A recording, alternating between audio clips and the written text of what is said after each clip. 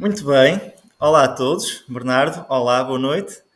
Vamos dar Olá. início à nossa sessão da apresentação do Bernardo Mota sobre a credibilidade histórica do Novo Testamento. Gostava só de começar por dar um enquadramento. Nós somos o Centro de São Nuno de Santa Maria, um centro filho, entre aspas, do Centro Dom Bosco do Brasil. Temos os mesmos objetivos, que é aprender, aprofundar os fundamentos da fé católica para podermos divulgar e defender a nossa fé de uma maneira mais consciente e com conhecimento. Reunimos de 15 em 15 dias no Porto. Temos sido recebidos pelo Frei Luís Mota com muita simpatia e, portanto, quem quiser juntar-se, temos um canal de Telegram, um canal do WhatsApp, onde vamos divulgando as nossas atividades. Estamos também a seguir um estudo regular da história da Igreja, segundo o livro de Daniel Hobbes, que também tem sido muito interessante. Queria então apresentar o Bernardo Mota. Bernardo Mota, olá. Bernardo Olá. é engenheiro eletrotécnico, é autor do livro O Milagre do Sol, que reúne testemunhos oculares do Milagre do Sol de Fátima, que de facto é uma coisa muito desconhecida para muitos portugueses e é extraordinário porque quase toda a gente tem um familiar antigo, uma avó, um bisavô, que esteve presente nesse milagre, que é um grande sinal do céu. Entre outras coisas, o Bernardo é historiador, investigador sobre a relação entre ciência e fé, e se calhar deixo ao Bernardo também que acabe a apresentação de si próprio. Agradeço-lhe muito por esta oportunidade de estar aqui esta noite e passo a palavra então para começarmos a sessão. Obrigado, Bernardo. Até já. Até já. Muito obrigado, Salvador, pela introdução. Eu faria apenas uma ligeira correção. A minha formação é realmente em engenharia, mas historiador amador apenas. Não tenho formação em história. E por isso o tema de hoje, ainda por cima, é um tema histórico e por isso agradeço a vossa caridade para me ouvirem, dado que eu estarei hoje a falar fora da minha área de formação académica, o que é muito frequente, sobretudo nestes programas de tertúlia entre amigos e irmãos católicos. É muito comum ouvirem-me a falar sobre temas fora da minha área, mas são temas aos quais eu me dedico com bastante gosto e de forma amadora, procurando trazer-vos o fruto, sobretudo, das minhas leituras. Ou seja, dado que eu não sou formado nesta área, não posso ter a pretensão de fazer trabalho académico genuíno, obviamente, não sou académico nesta área. Mas dá-me muito gosto ler obras de académicos e trazê-las. Vamos falar bastante sobre livros hoje, sugerir livros que me foram muito úteis e que eu gostei, e, sobretudo, sintetizar em alguns slides o resultado dessas leituras, desses mesmos livros. O meu trabalho de apologética costuma girar em torno dos temas cristianismo e ciência, argumentos para a existência de Deus, evolução, casos polémicos como o caso Galileu, temas da moda como a inteligência artificial e esta relação entre homem e máquina, o tema dos milagres. O Salvador referiu o meu livro sobre o Milagre do Sol e é um tema que também costumo falar acerca da relação dos milagres com as leis da natureza, se há ou não há contradição. Não há. Fica já aqui a, fica já aqui a dica que não há contradição nenhuma entre milagres e leis da natureza. E faz parte desse conjunto de temas de apologética, cristianismo e ciência, faz parte deste módulo que eu vos trago aqui hoje, que tem a virtude de ser um módulo que me diverte muito apresentá-lo, mas também o defeito de ser demasiado jovem. Este módulo nasceu este ano, a primeira vez que eu apresentei foi em junho, julho deste ano, faz agora 2 meses, e por isso esta distinta audiência, posso dizer-vos que não são cobaias, mas são quase deste tema, e por isso peço a vossa compreensão se houver algum deslize ou alguma falha de memória, dado que este módulo não está assim tão na calha como os outros módulos que eu costumo falar sobre estes temas. Também neste primeiro slide eu disponibilizo o meu número de telemóvel. Tenho todo o gosto em que me contactem para tirar alguma dúvida, para sugerir algum livro ou com alguma questão. desde que eu possa ajudar, tenho todo o gosto nisso e aprendo bastante com esses pedidos de ajuda também, porque por vezes vou recuperar coisas que já não me recordava, ou vou à procura de coisas que já não li há algum tempo. O meu e-mail também está aí, disponível, e posso e tenho todo o gosto de partilhar todos estes slides destes e de outros temas com quem me contactar por e-mail. Por isso estejam à vontade, partilha de informação, partilha de slides, partilha de livros, dúvidas, questões. Em termos de mensagens, eu uso sobretudo o WhatsApp, é o que eu tenho sempre aberto durante o dia por razões profissionais e por isso também será a forma mais fácil de me contactarem, ou mais rápida pelo menos. Este e-mail é um e-mail pessoal, nem sempre está aberto. E muito obrigado e espero que gostem. Vamos ter um tema em 2 partes. Hoje a parte 1 e dentro de um mês, mais coisa menos coisa, a parte 2. Se eu tiver a capacidade de síntese, que normalmente não tenho, ficamos por aqui, mas se isto tiver material para uma terceira parte e tiverem pachorra para me ouvir, ainda poderíamos fazer eventualmente uma terceira parte, porque eu nunca gosto muito de acelerar as coisas e por vezes, dependendo da audiência, pode haver mais ou menos questões e eu não queria de forma alguma que se nesta audiência houvesse mais questões, eu não queria de forma alguma que estivéssemos com o relógio a contar. Eu, da minha parte, nunca estou, só espero não aborrecer-vos. E por isso vamos começar com o tema. Começando com um primeiro slide. Eu não sei se está legível, se consegue ler, mas também vou fazer uma primeira dica acerca do texto. Não é necessário estarem a ler o texto dos slides, é mais para a minha orientação pessoal. E por isso, se a certa altura não for fácil ler, o essencial aparecerá sob a forma de imagens e a minha voz. Por isso também não é um problema grande se não for muito fácil de ler. Mas começaríamos com este primeiro slide e que diz respeito com os graus de aceitação dos textos do Novo Testamento. Num extremo, podemos imaginar a pessoa ultracética que considera que o Novo Testamento é todo ele fantasioso. Eu até descrevi aqui o grau 1 como a pessoa que está neste grau 1 diz que os textos do Novo Testamento são tão factuais e históricos como episódios da série da Twilight Zone, é assim um bocado extremista, não é? Ficção pura. Dizer-vos que não há nenhum académico neste grau, nem nunca houve um académico neste grau. No segundo grau, estamos a afastar-nos do ceticismo radical. No segundo grau, poderá haver quem diga que o Novo Testamento são lendas, mitos simbólicos, espirituais, teológicos, mas que têm um substrato histórico. E a descrição deste grau 2 é mais ou menos assim. É difícil saber como eram os textos originais, foram alterados muitas vezes, são textos folclóricos e lendários, com propósitos teológicos, mas contêm factos históricos.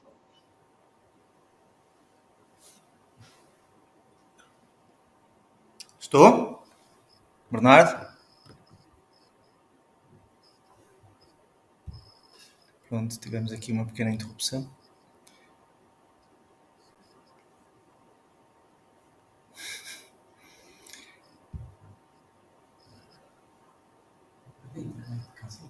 Diga. No meio académico. Bernardo? Sim?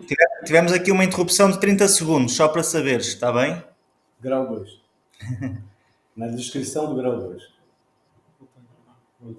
Ok, chatice. Acho que ainda não. Internet. Isso é o que eu paro de passar sempre. Mas bem. Uma carta azul tem um fator de trás. Deixa passar mais uma vez. Mas eu faço o mesmo sentido como tu juntas. É preciso agora esperar um bocadinho só para... Agora que apagámos as câmaras, não sei se agora já me estão a ouvir, eu já te estou a ouvir. Já te estou a ouvir, sim. Vieste agora. Estávamos no grau 2. Perfeito, vamos deixar as câmaras ligadas, assim mais fácil. Sim. Portanto, Bart Ehrman é um dos poucos académicos que está no grau 2, mas é um académico muito vocal. Normalmente os alunos universitários, pouco dados a leituras sobre estes temas, no entanto, leem Bart Ehrman e ficam logo convencidos de que o Bart Ehrman representa o mundo académico. Ele é um académico reputado, Bart Ehrman não é uma pessoa qualquer, trabalhou com o Bruce Metzger, que é uma das grandes cabeças da historiografia do Novo Testamento, já morreu, foi que orientou a tese de doutoramento do Bart Ehrman, por isso nós não podemos a cometer o erro de dizer que Barterman é um académico de má qualidade. Não é. O que ele é um académico cético radical. E é interessante também dizer que no grau 2, onde estão estes académicos céticos radicais, que são muito poucos, dizer que este grau 2 era o consenso académico no final do século XIX. O que acontece neste e noutros temas é que a opinião pública, a opinião de uns mortais, normalmente reflete o estado académico há 100 anos atrás, não é só neste tema. E por isso, cuidado, porque realmente isto já não é a opinião académica. A opinião académica está no grau 3. Há bastante tempo, há 20, 30 anos esta parte. No grau 3, temos então académicos que acham que os textos do Novo Testamento são cartas, são biografias antigas, estão repletas de dados históricos valiosos acerca de nomes, lugares, distâncias, práticas, datas, etc. No entanto, os académicos que não sejam cristãos não vão aceitar os trechos miraculosos ou os trechos sobrenaturais. E não vão aceitar, às vezes não tanto por crença pessoal, não vão aceitar mais por prurido metodológico, ou seja, dado que o método histórico não consegue aferir se há ou não há milagre, dizem alguns académicos, eu acho que isso também é discutível, até onde é que o método histórico pode ir, acho que isso é muito discutível, mas há vários académicos que não aceitam, no seu trabalho de historiador, a veracidade das passagens miraculosas ou sobrenaturais, por uma questão de método histórico. Mas reparem como o grau 3 é uma mudança enorme face ao grau 2. Penso que concordam comigo. E o académico do século XXI está quase todo ele neste grau 3, tirando algumas pessoas radicais, como o Barterman. Isto é importante dizer, porque mais uma vez nunca me canso de dizer isto, a opinião dos universitários, de gente nova, com quem eu troco impressões nas redes sociais e mesmo em conversas cara a cara, ficam com a ideia que só existe Barterman. Por isso, tudo que o Barterman diz é a opinião académica, o que não é correto. Depois, descendo na tabela, existem 3 graus adicionais. Esses 3 graus são graus de debate interno entre cristãos, académicos ou não. No grau 4, estão aqueles cristãos que dizem que o Novo Testamento, em larga medida, é fidedigno, incluindo as partes sobrenaturais e os milagres, mas que pode haver algum erro, alguma imprecisão nos textos do Novo Testamento. No grau 5, é um grau mais sofisticado, que diz que não há erro em doutrina e moral nos textos do Novo Testamento, mas que o Novo Testamento pode conter erros sem ser doutrinários e sem ser morais. E, por fim, num grau 6, há o cristão que defende que o Novo Testamento é absolutamente inerrante e não contém qualquer tipo de erro, nem sequer um erro mundano, digamos, em temas mundanos, que não sejam de moral e de doutrina. Na sessão de hoje, eu não vou detalhar as diferenças entre os graus 4, 5 e 6, para além deste slide. Por isso, hoje vamos trabalhar em torno do grau 3, o que é que o consenso académico nos permite saber. E esta sessão, a de hoje e a parte 2, tem uma estrutura em torno de objeções, ou seja, eu achei que era útil tratar este tema como uma lista de objeções. E a primeira objeção do nosso teórico cético, digamos assim, do nosso amigo que é agnóstico ou que é ateu, é a seguinte objeção. As únicas referências a Jesus vêm do Novo Testamento, não é? A pessoa que diz isto pretende com isto dizer que não há qualquer base histórica, porque se só se fala em Jesus no Novo Testamento, qual é a base histórica para isso? É um erro de perspectiva. Considerar o Novo Testamento como um único livro, como uma única fonte, não faz nenhum sentido, pois os textos do Novo Testamento só foram compilados mais tarde e a evidência mais antiga que nós temos da compilação de uma lista de livros do Novo Testamento é o Codex Muratori no final do século II, que é quando, pela primeira vez, encontramos uma listagem dos textos do Novo Testamento. Talvez houvesse uma listagem mais antiga, mas não chegou aos dias de hoje. Por isso, o Novo Testamento é uma compilação de fontes, não é uma fonte. Quais são as fontes do Novo Testamento? Temos, como sabemos, 4 evangelhos, 3 chamados sinóticos, em que o texto de Marcos tem material próprio de Marcos, o texto de Mateus tem material específico de Mateus, o texto de Lucas tem material que só encontramos em Lucas, e depois existe material que é comum a Mateus e a Lucas. Este material é sobretudo composto por logia, ou por dizeres de Jesus, e esta é a chamada hipótese Q, ou a hipótese da fonte comum, ou Quelle em alemão. E a hipótese que é muito defendida no meio académico, os académicos, na sua maioria, defendem que Mateus e Lucas usaram fontes próprias, não é? Mas também uma fonte comum chamada Q, que entretanto desapareceu. Qual é o problema? Não existe qualquer manuscrito de Q. Se existiu no passado um texto chamado Q com ditos de Jesus, não deixou qualquer rastro, a não ser nesta hipótese académica. Apesar da hipótese Q ser bastante defendida, há académicos importantes que a contestam. Um dos mais conhecidos é o Mark Goodacre, que ainda está vivo e de boa saúde, e é um académico muito produtivo, muito defensor de que a hipótese Q não faz sentido. Não existe uma fonte Q. E existe depois também o Evangelho segundo São João, o quarto Evangelho, que é uma fonte independente, e que reflete uma tradição muito diferente da dos sinóticos, o que é interessante. Não é mau, é bom. Esse contraste de fontes permite-nos aferir a riqueza histórica dos detalhes. E depois temos as cartas de São Paulo, as cartas chamadas católicas que atribuímos a apóstolos e o livro do Apocalipse. São, portanto, várias fontes compiladas num único volume que hoje chamamos do Novo Testamento. Além disso, fora do Novo Testamento, para agradar ao nosso cético, podemos lhe dizer que há referências a Jesus em fontes pagãs. As fontes pagãs, romanas e judaicas, corroboram os seguintes fatos essenciais acerca do Jesus do Novo Testamento. E corroboram o seguinte, que Jesus foi um líder espiritual, fez prodígios na Palestina, foi condenado à morte por Pôncio Pilatos, foi crucificado, deixou seguidores que o adoravam como um Deus, e esses seguidores prestavam-lhe culto uma vez por semana ao amanhecer. Não sei se isto vos surpreende a mim surpreendeu-me descobrir que as fontes pagãs, judaicas e romanas, diziam isto tudo sobre Jesus. É muito interessante. Existem também referências a Jesus nos chamados textos apócrifos. Os textos apócrifos são, sobretudo, textos tardios de origem gnóstica, surgidos na Síria, surgidos no Egito. São textos que refletem um pensamento herético, pós-apostólico, com uma doutrina que não é apostólica e que é historicamente tardia, e por isso mesmo, deixando de parte a nossa convicção de católicos de que há heresia nestes textos, pondo apenas o chapéu do historiador, eles são datados como tardios, são datados como sendo, na melhor das hipóteses, o texto apócrifo gnóstico mais tardio, talvez o de Tomé, estamos a falar do final do século II, na sua maioria são textos do final do século III ou posteriores, e por isso o historiador não lhes dá grande crédito histórico. Mas são fontes independentes, fora do Novo Testamento, atestam que existiu uma figura chamada Jesus, não é? E mais um outro facto digno de referência também aparece nos apócrifos. Quando os nossos céticos criticam o cristianismo, eles não costumam ter, ou nem sempre têm, uma coerência lógica. Por exemplo, pode haver quem diga, o mesmo cético pode dizer assim: a Igreja Católica censurou os textos do Novo Testamento e deixou de fora do Novo Testamento outras versões do cristianismo.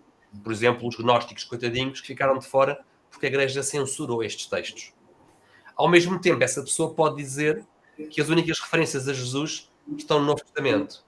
É impossível dizer ao mesmo tempo as duas. Elas são logicamente contraditórias. Porque se o nosso cético gosta muito dos gnósticos e acha que eles são historicamente fidedignos, então existem referências a Jesus fora do Novo Testamento. Certo? Portanto, atenção à coerência histórica. Por vezes os nossos adversários não têm grande coerência lógica. Há fontes judaicas importantes que atestam factos importantes sobre Jesus. Vamos falar hoje sobre Flávio Josefo e sobre a obra deste historiador judeu do primeiro século da nossa era. E vamos também tocar muito levemente em alguns dados interessantes acerca do papel ou de como Jesus é retratado no Talmud. O Talmud é um conjunto de escritos de exegese e de espiritualidades judaicas da nossa era. Portanto, estamos a falar de textos compilados ali entre o século III e o século VII, VIII depois de Cristo. E há o Talmud da Babilónia, que é sobretudo escrito, ou começa a ser escrito no momento em que há uma comunidade judaica muito grande na Babilónia. E há o Talmud de Jerusalém, e estes são os dois Talmudes que chegaram aos nossos dias e que falam sobre Jesus, mal, como vamos ver, mas que são interessantes de analisar porque permitem-nos tirar algumas conclusões interessantes acerca de Jesus, mais uma vez fora do Novo Testamento. Flávio Josefo é o grande historiador judaico do começo da nossa era. Escreveu uma obra chamada Antiguidades Judaicas. É daí que vamos ler esta passagem. A passagem é historicamente muito importante. É conhecida como o Testemunho de Flávio, ou Testimónio Flaviano. Naturalmente, Flávio Josefo, sendo um judeu ortodoxo, não considerava Jesus como Messias. E o que nós encontramos nesta passagem é o seguinte. Jesus viveu nesta época, um homem sábio, se é que se pode chamá-lo corretamente de homem, pois ele fez obras maravilhosas e foi um mestre para aqueles que recebem a verdade com prazer. Ele atraiu para si muitos judeus e muitos gentios também. Ele era o Messias. Quando Pilatos, instigado pelos nossos líderes, o condenou à cruz, aqueles que o amavam desde o princípio não o abandonaram, pois ele lhes apareceu de novo vivo ao terceiro dia, assim como os divinos profetas haviam predito estes e inúmeras outras coisas maravilhosas sobre ele. A tribo dos cristãos, ainda assim chamada em sua homenagem, sobrevive até aos dias atuais. Bom, eu acho que salta aos vossos olhos, que um judeu ortodoxo que não reconhecia Jesus como Messias não iria escrever coisas como ele era o Messias. E provavelmente também não iria concordar que ele apareceu vivo ao terceiro dia depois de crucificado. E Flávio José também provavelmente não iria usar a expressão chamá-lo corretamente de homem, que é uma expressão a apontar para a divindade de Jesus, não é? Então, os historiadores, há muito tempo que dizem isto, dizem estas passagens, que eu marquei aqui a cor laranja, estas passagens não podem ser de Flávio Josefo. Há um consenso histórico e correto de que as palavras em cor laranja, nesta citação, não vêm de Flávio Josefo, deverão ter sido adições posteriores feitas por um copista cristão zeloso. Mesmo assim, se nós retirarmos as palavras polémicas que um judeu ortodoxo nunca diria, temos aqui a reconstrução do historiador John P. Meyer, no seu livro A Marginal Jew, e é assim que o John P. Meyer sugere que o texto original estaria. Não chegou até nós o texto original. E como podem reparar, retirando as partes de laranja, ainda sobra muita coisa interessante, não é? Que Jesus é uma figura histórica real, que era sábio, que fez obras maravilhosas, curas, podemos imaginar que seriam curas aqui, foi um mestre, que atraiu muitos, converteu muitos, e foi condenado à cruz, e que aqueles que o amavam não o abandonaram, e que ainda há cristãos hoje em dia. Portanto, não é pouco o que sobrevive, mesmo purgando as partes questionáveis do testemunho de Flávio Josefo. Mais à frente, nas atividades judaicas, o Flávio Josefo faz uma citação muito relevante para nós cristãos. Então diz ele que o líder do Sinédrio, Ananos, enquanto estava à espera do novo líder para o Sinédrio que o iria substituir, este fulano Ananos, ultrapassando um pouco as suas competências, decide unir um Sinédrio judiciário em Jerusalém e trazer perante este Sinédrio Tiago, o irmão de Jesus, que se chamava Cristo, e mais alguns outros. E depois de condená-los como infratores da lei, entregou-os para serem apedrejados. Portanto, temos aqui um chefe do Sinédrio interino, à espera que chegue o seu substituto, que é Albinos. Portanto, o Festo era o chefe anterior do Sinédrio, morreu. O novo ainda não estava na posse do seu cargo, e Ananos, ultrapassando as suas competências, decide julgar alguns cristãos e apedrejá-los. Entre eles, quem estava? Tiago, o apóstolo, chamado irmão de Jesus. Portanto, entender que aqui a palavra irmão é em sentido lato, não é? Familiar de Jesus. O que é que o Talmud judaico diz acerca de Jesus e dos cristãos? É preciso perceber que Jesus Cristo foi uma verdadeira bomba atómica para o mundo judaico do começo do século. Não foi só para a civilização europeia, obviamente que foi, mas foi uma bomba atómica no sentido em que Jesus converteu muitos judeus e criou fortes ondas sísmicas. E o Talmud, quando é escrito 2 séculos mais tarde, vai ter vestígios dessas ondas sísmicas do primeiro século.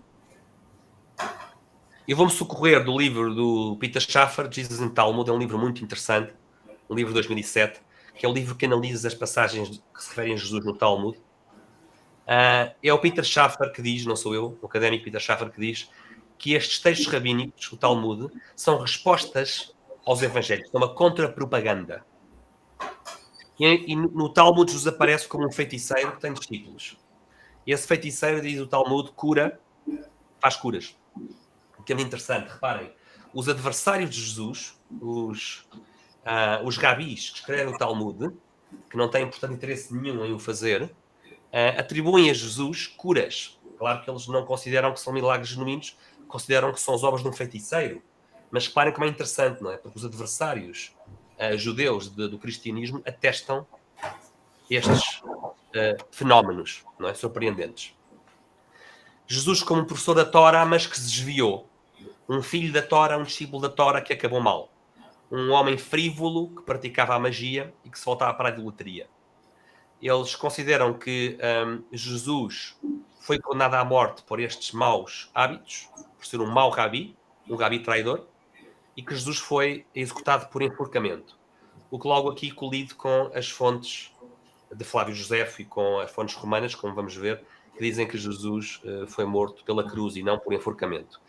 Percebe-se, diz o Pita Schaffer, que há aqui uma tentativa dos talmudistas de fazer um contra-evangelho do Talmud, não é? Contar a história de Jesus todo ao contrário. Jesus é um filho ilegítimo de Maria. Maria teria tido uma relação imprópria para uma mulher judaica, porque teria sido casada com um soldado romano chamado Stada, ou com um tal de Papos ben Yehuda, aos dois nomes. Ou então também há quem diga que nem sequer havia casamento, que Maria tinha concebido Jesus fruto de uma relação imprópria com um soldado romano chamado Pantera. Os talmudistas gostavam muito de jogos de palavras e o historiador Pita Schaffer diz que pode haver aqui um jogo de palavras entre o latim panteros, não é, do nome Pantera, e a palavra grega para virgem, partenos. Porque se repararem, as letras são as mesmas. Há aqui um anagrama. O R e o N estão trocados, estão invertidos. E por isso pode ter havido aqui uma brincadeira talmudista de, em vez de reconhecer a virgindade de Nossa Senhora, ir buscar este soldado Panteros para ser o pai de Jesus. O Pita Schaffer também compara o Jesus e o anti-Jesus, o Jesus do Novo Testamento com o Jesus do Talmud da Babilónia. Como vimos, não é? O nascimento é virginal no Novo Testamento e é completamente vergonhoso e adúltero no Talmud. Jesus tem uma conduta virtuosa celibatória no Novo Testamento, enquanto no Talmud Jesus é um homem promíscuo. As obras de Jesus no Novo Testamento são milagres e exorcismos. O Talmud retrata que há realmente fenómenos muito visíveis, digamos assim, mas o Talmud diz que são as obras de um mago, de um impostor, de um idólatra. E enquanto que Jesus é o mestre perfeito no Novo Testamento, no Talmud Jesus é o mau aluno.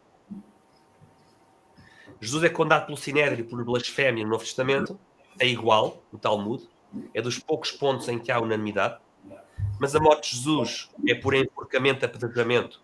No Talmud há as duas versões, a data também está certa nos dois casos, também está coincidente nos dois casos, mas o Talmud diz que o corpo foi roubado.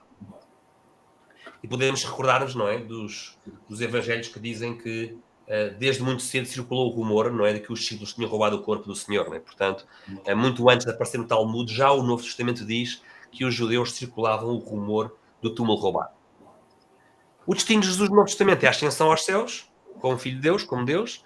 No Talmud da Babilónia, Jesus é castigado no inferno de uma forma que eu nem vou descrever, porque já jantámos e é muitíssimo indigesta a descrição do castigo de Jesus no inferno. É interessante também dizer que nos 40 anos que vão entre a morte de Jesus e a destruição do templo às mãos dos soldados romanos, do Tito, que marcha sobre Jerusalém no verão de 70 depois de Cristo, estes 40 anos foram 40 anos muito complicados para o judaísmo de templo, não é? Porque uma vez o templo destruído, já não existe a religião judaica que existia anteriormente, porque a religião judaica implica sacrifícios no templo, e estando o templo destruído e só restando o Muro das Lamentações, o que existe hoje em dia, que é uma religião que pode chamar rabínica, já não é o judaísmo sacrificial, porque já não há templo para fazer sacrifícios. E estes últimos 40 anos foram absolutamente bizarros. O próprio Talmud da Babilónia é que nos diz isso. Diz-nos que, por exemplo, no ritual do Yom Kippur, o dia da purificação, em que há uma série de rituais que são efetuados com recurso a uma cabra que é enviada para o deserto e outra cabra que fica no templo. Há uma série de coisas que correm mal com este rito, diz o Talmud. O rito de Yom Kippur surge com precalços nestes 40 anos. Além disso, a lâmpada mais a oeste do candelabro no templo não ardia continuamente, como é suposto arder 24 horas. Às vezes apagava-se de forma misteriosa. Dizem no Talmud que as portas do templo, em Jerusalém, abriam sozinhas. E os rabis interpretavam isto como um mau presságio. O profeta diz: as portas do templo irão abrir-se. Abrir as suas portas ao Líbano, que é uma palavra para o templo, para que o fogo devore os seus cedros. O profeta Zacarias já está a profetizar a destruição do templo. E os talmudistas não negam essa profecia. Portanto, reparem como isto é interessante, não é? O Messias é morto e 40 anos depois acabou-se a religião judaica de sacrifício no templo. E há todos estes fenómenos estranhos, não é? Como se o templo estivesse lentamente a caminhar para a extinção da sua função. Fontes pagãs. Vamos ver o historiador romano Tácito, o Suetónio, Plínio Jovem e ainda um dramaturgo romano de seu nome, Luciano de Samosata. Vamos começar pelo Tácito, que é um importante historiador romano, que escreve os seus anais no começo do século II e, acerca dos cristãos, diz ele o seguinte. Está a falar sobre a perseguição aos cristãos por parte de Nero. E, portanto, ele está, no fundo, a falar sobre os feitos de Nero. Diz que Nero infligiu as mais requintadas torturas a uma classe odiada pelas suas abominações. Reparem que o Tácito não é provavelmente nosso amiguinho, não é? Cristos, de quem o nome teve origem, sofreu a pena extrema durante o reinado de Tibério nas mãos de um dos nossos procuradores, Pôncio Pilatos. Uma superstição muito perniciosa que irrompeu não apenas na Judeia, mas também em Roma, onde todas as coisas horríveis e vergonhosas de todas as partes do mundo encontram o seu centro e se popularizam. Depois diz também que em Roma prenderam-se os cristãos, uma imensa multidão de cristãos foram condenados em Roma, não tanto pelo crime de incendiar a cidade, reparem aquela referência ao facto de que os cristãos foram o bode expiatório para o incêndio de Roma, em meados da década de 60, do primeiro século, mas pelo ódio contra a humanidade. Eles consideravam que os cristãos, por não prestar culto ao imperador, eram movidos de ódio contra a humanidade, porque não prestavam culto aos deuses. Os romanos toleravam tudo e todos os deuses, mas se alguém não prestasse culto ao imperador, isso era considerado uma atitude contra a humanidade. Cobertos com peles de animais, foram dilacerados por cães e morreram, ou foram pregados em cruzes, ou foram condenados às chamas e queimados para servir de iluminação noturna, quando a luz do dia terminava. Nero ofereceu os seus jardins para o espetáculo, etc, etc. Suetónio, outro historiador romano muito importante, no seu capítulo acerca da vida do imperador Nero. Durante o reinado de Nero, muitos abusos foram severamente punidos ou reprimidos. A punição foi infligida aos cristãos, uma classe de homens dada a uma superstição nova e perniciosa. Mais Suetónio, no seu capítulo sobre Cláudio. Visto que os judeus constantemente causavam distúrbios por instigação de Cresto, Cláudio expulsou de Roma. Uma carta que o governante Plínio Jovem escreve da província ao imperador Trajano, o seu mentor. A carta é muito extensa, vou só ler aqui algum excerto.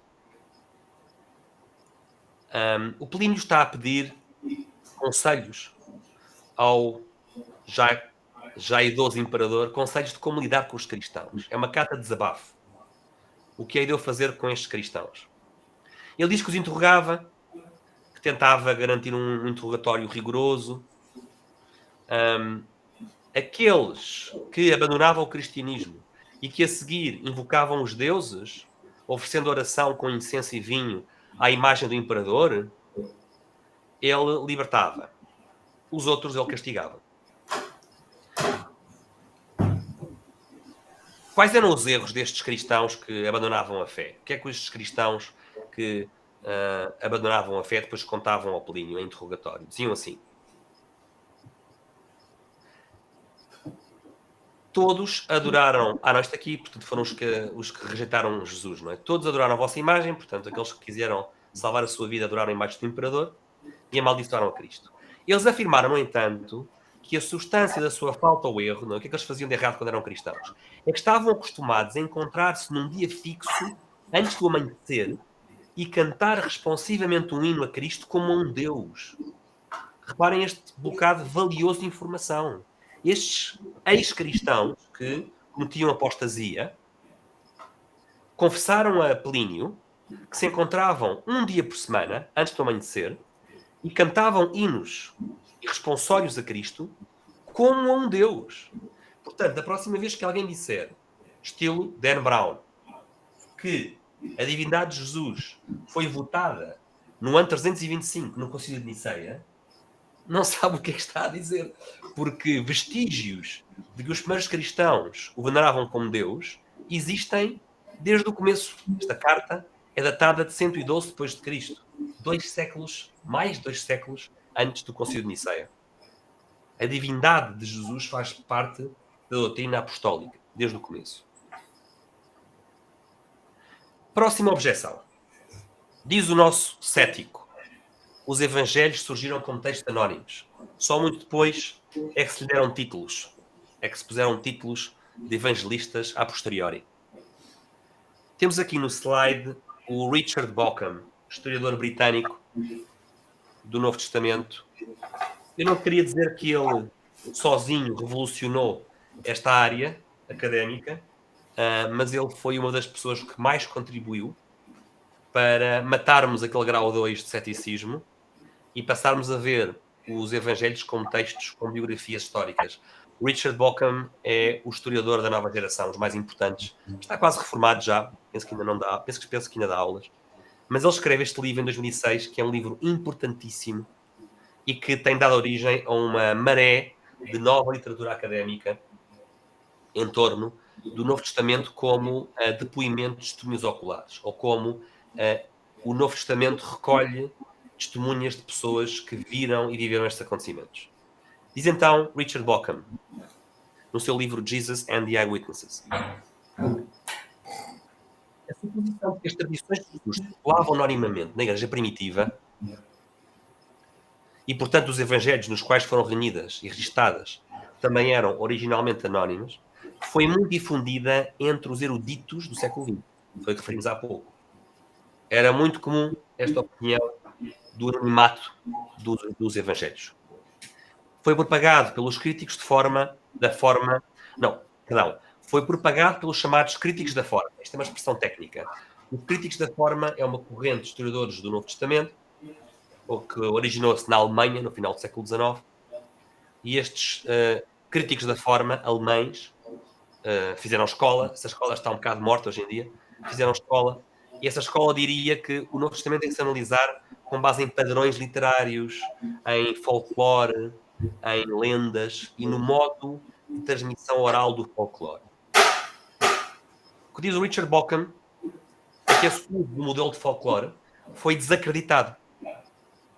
Em particular, diz ele, porque há uma grande diferença entre as tradições folclóricas que se transmitem ao longo de séculos e o curto espaço de tempo, que é menos de uma vida, que decorreu até os evangelhos serem escritos. Mas, diz ele, é notável o quão tenaz tem sido a ideia de que os evangelhos eram anónimos originalmente. Ele diz, é uma ideia tenaz, diz ele, que teima em não morrer. Quem é, então, um dos defensores contemporâneos do anonimato original dos evangelhos? É o Bart Ehrman. O Bart Ehrman é que diz que os evangelhos surgiram como textos anónimos. E é graças ao Bart Ehrman que o nosso típico universitário agnóstico, o ateu, acha que os evangelhos não tinham autor. É porque ele leu, por exemplo, o livro do Bart Ehrman, How Jesus Became God. A tese do Bart Ehrman é a seguinte, tem 4 pontos. Os 4 evangelhos originalmente foram publicados sem quaisquer títulos, sem autor. Segundo ponto, circularam nesse estado durante quase um século. Ninguém lhes pôs um título, ninguém lhes pôs um autor. Terceiro ponto, Só muito mais tarde, após a morte dos discípulos de Jesus, é que os 4 evangelhos receberam os seus títulos com o objetivo de lhes dar autoridade. Quarto ponto. Por terem surgido como textos anónimos, podemos concluir que não foram escritos por testemunhos oculares. Qual é o problema da tese do anonimato? Temos aqui um historiador, Simon Gathercole, a quem eu fui buscar estas tabelas que estou aqui a mostrar, e o problema é que não chegou até nós, dos milhares de manuscritos do Novo Testamento, em grego e outras línguas, não chegou até nós um único manuscrito sem autor, sem título. Um único. Então, o Simon Gathercole dá aqui alguns exemplos por antiguidade. Papiro 4, do século II.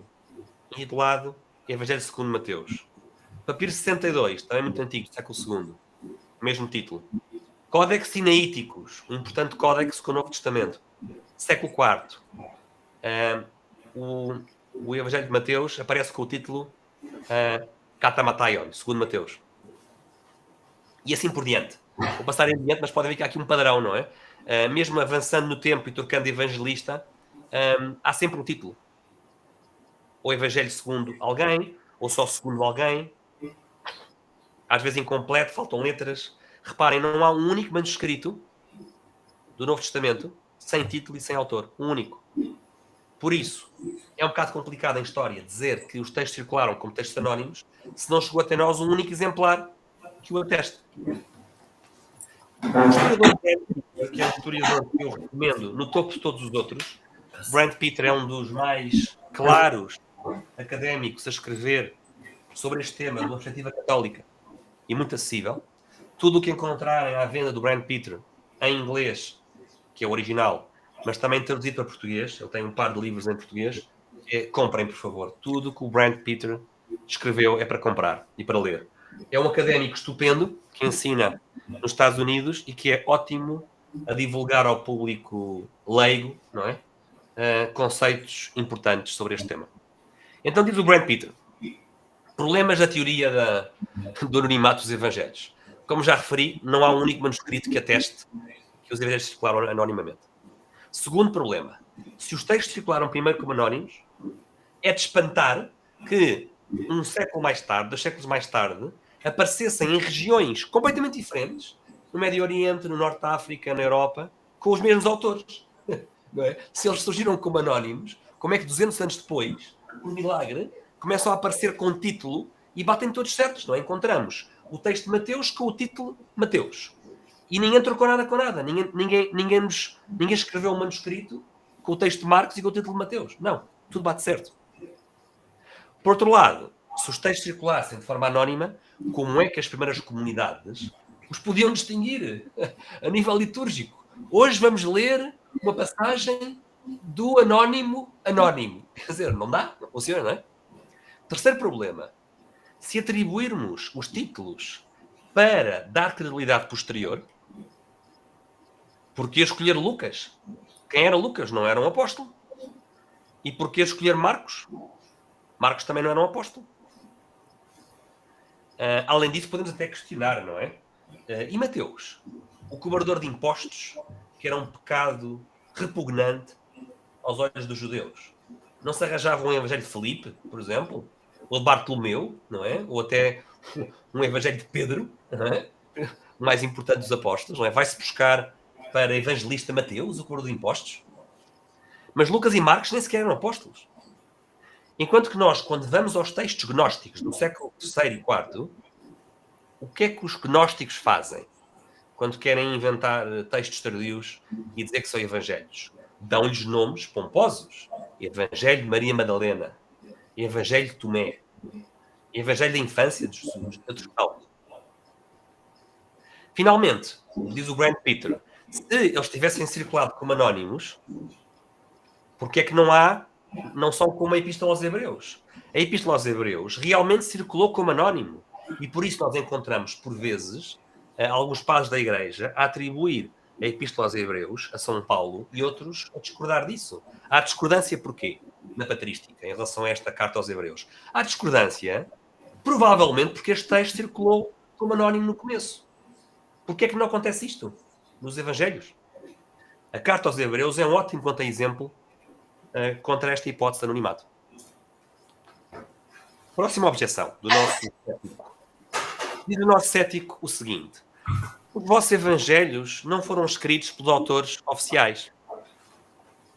Não têm um autor credível. Não são de quem dizem ser, não é? Vamos ver aqui, nos próximos slides, evangelho por evangelho, exemplos de autoria, em que os evangelhos dizem quem é que os escreveu. Vamos ver exemplos, evidências chamadas internas, citando os próprios evangelhos, que estão no próprio texto. Ou seja, o que é que o próprio autor do texto diz sobre si próprio no texto. E vamos também citar evidências externas. O que é que eu quero dizer com evidências externas? São outras fontes, fora do Novo Testamento, que comentam quem seriam os autores. E, em particular, nos próximos slides, vamos falar sobre Papias, um importante padre da Igreja da Ásia Menor, que teria sido discípulo de São João, a escrever por volta do ano 130 depois de Cristo. Vamos ver exemplos de Justino Mártir, na Palestina, um filósofo pagão que se converteu em apologeta do cristianismo, um pouco mais jovem do que Papias. Vamos ver Ireneu, Santo Ireneu de Leão, francês, discípulo de Policarpo, que por sua vez foi discípulo de São João. Mais tardio, já no final do século II, mas reparem como há aqui, não é, uma linhagem apostólica. Não é? Ireneu, discípulo de Policarpo, discípulo de São João. Temos também a evidência do cânon de Muratori, que está em Roma, e que é o cânon mais antigo do Novo Testamento a conter os livros e os autores. Os livros dos autores do Novo Testamento também atesta a autoria dos livros, e é um texto do final do século II. Temos Clemente de Alexandria, um importante pai da patrística grega, e Clemente de Alexandria foi discípulo dos chamados anciãos. Quem eram estes anciãos? Os anciãos conheceram os apóstolos. Mas, mais uma vez, temos aqui em Clemente de Alexandria uma testemunha em segundo grau da tradição apostólica a escrever cerca do ano 200 depois de Cristo. E vamos também ainda trazer aqui Tertuliano de Cartago, um importante apologeta cristão de língua latina, que escreve no começo do século III. Quem é Mateus? Estes slides têm sempre uma estrutura em tabela, em que na coluna da esquerda temos citações evangélicas, internas, não é, do próprio Evangelho, quem era o autor do Evangelho, e à direita vamos buscar então evidências à patrística. Coluna esquerda, capítulo 9. Partindo dali, Jesus viu um homem chamado Mateus, sentado no posto de cobrança. Disse-lhe, segue-me. Capítulo 10, 2 a 4. São estes os nomes dos apóstolos, não é? Passagem conhecida em que o evangelista cita Mateus, o cobrador de impostos. Se repararem, é interessante reparar que a profissão aparece em Mateus, não aparece nos restantes. Dizem os historiadores que é curioso que pode ser o próprio historiador Mateus a autocolocar-se na narrativa, não é? Eu que escrevi esta narrativa, ou é de mim que vem esta tradição de Mateus, não é? Eu sou cobrador de impostos, não é? A apresentar-se aos leitores. Do lado direito temos a patrística. Papias diz que Mateus compôs os ditos de Jesus em hebraico. Ireneu de Leão diz que Mateus publicou o Evangelho no dialeto hebraico e que escreveu esse Evangelho enquanto Pedro e Paulo pregavam em Roma e lançavam os fundamentos da Igreja. Clemente de Alexandria diz que apenas dos discípulos de Jesus, diz Clemente de Alexandria, apenas Mateus e João, portanto dos 12, deixaram memoriais escritos. Foram levados a escrever apenas pela pressão da necessidade. Reparem, os contemporâneos de Jesus começam a envelhecer, não é? E no risco de morrerem as testemunhas oculares, há a pressão de passar a escrito as memórias de Jesus. E é assim que surgem estes evangelhos, diz Clemente de Alexandria. Marcos.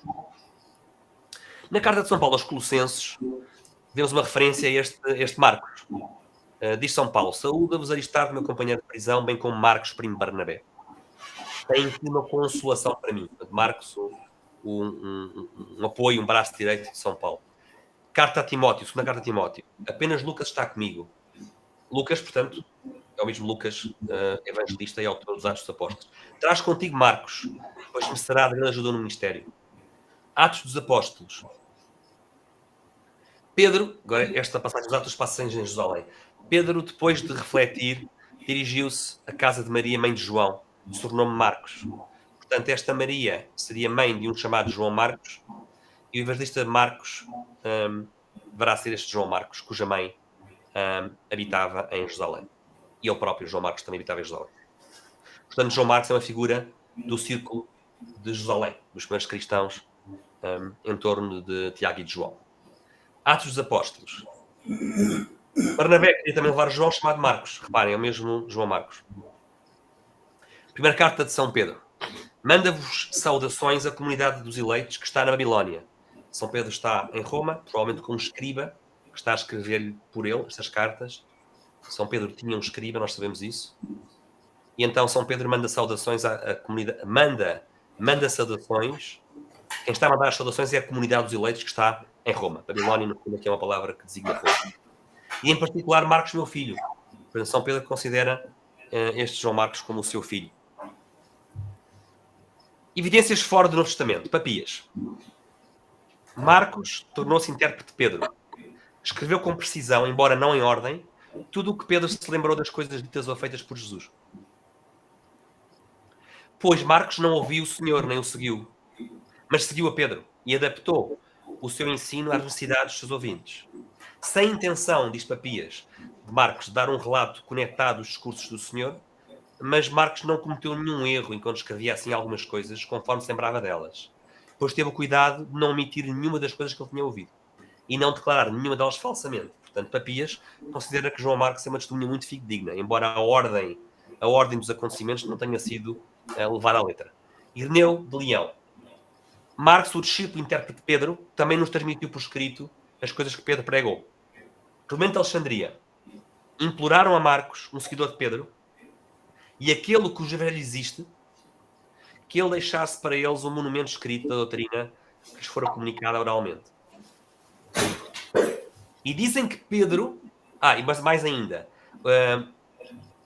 Dizem eles que Pedro, quando soube que tinha sido feito este evangelho com o nome de Marcos, ficou satisfeito com o zelo dos homens. Portanto, São Pedro gostou deste trabalho de João Marcos de escrever este evangelho. E teve a sua autoridade, a sanção da sua autoridade petrina para ser usado nas igrejas. Lucas. Lucas é o evangelho mais extenso. Lucas é um escritor muito prolífero, escreve bastante e com muito detalhe.